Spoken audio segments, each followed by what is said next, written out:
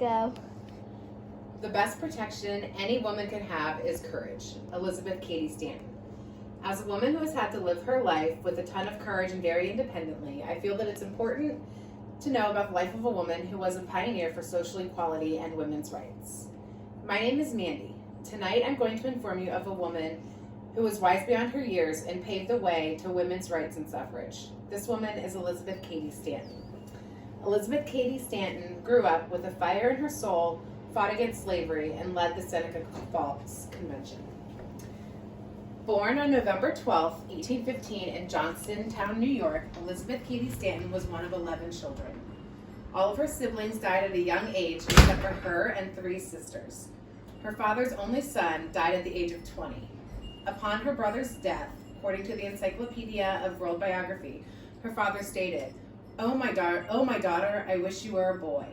Having this experience led her to want to be equal to that of any male.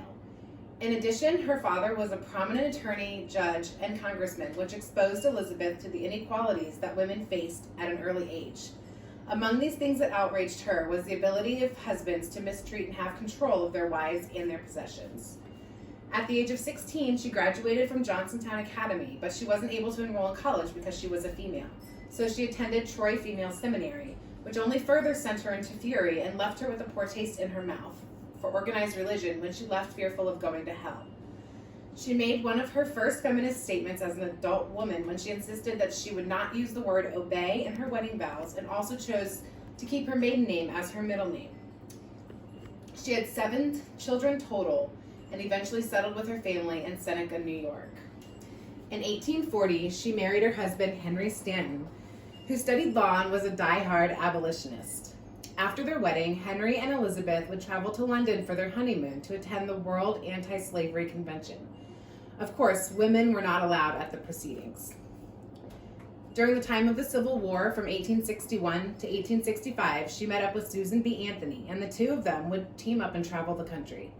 According to the Elizabeth Cady Stanton biography on notablebiographies.com, her and Anthony created the National Women's Loyal League to build support for what would become the 13th Amendment to the Constitution, which ended slavery in the United States. Once the slaves were free, Stanton and Anthony worked to ensure that women would be given the vote along with former male slaves. As written in an article I found on womenshistory.org, last updated in 2019, she and Anthony opposed the 14th and 15th Amendments to the U.S. Constitution, which gave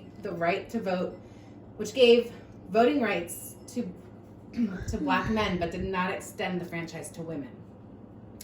Their stance led to a rift with other women's suffragists and prompted Stanton and Anthony to found the National Women's Suffrage Association, NWSA, in 1869. In between fighting for abolition, Elizabeth led the Seneca Falls Convention and promoted women's rights and suffrage. Seneca Falls was a pivotal moment for women's rights in history. According to the book Seneca Falls and the Origins of the Women's Right Movement by Sally McMillan, standing in front of a crowd packed into the Wesleyan Chapel in Seneca Falls, New York, 32-year-old Elizabeth Cady Stanton proclaimed, "We hold these truths to be evident, that all men and women are created equal." It was clear to everyone in the room what her intention was and how she wanted to expand the words in the Declaration of Independence and make it so this document of freedom included the words woman and women. The speech that followed would come to be known as the Declaration of Sentiments. It listed 18 grievances and called for social and legal change to elevate the place that women had in society.